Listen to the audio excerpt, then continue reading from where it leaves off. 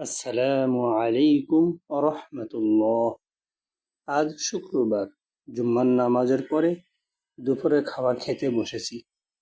আজ দুপুরে খাবারের আয়োজন ছিল গরম ভাতের সঙ্গে থানকুনি পাতা ডালের বড়া ও পাট ও সাজনা শাক ভাজি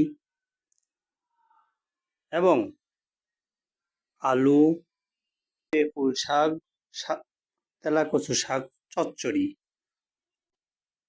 এবং সর্বশেষ সাজনা আলু মাছের ঝোল।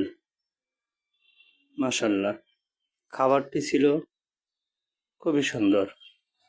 আলহামদুলিল্লাহ। ভালো লাগলে লাইক, কমেন্ট, শেয়ার দিবেন এবং পাশে থাকবেন। আজ এ পর্যন্ত। সবাই সুস্থ ও ভালো থাকবেন। আল্লাহ হাফেজ।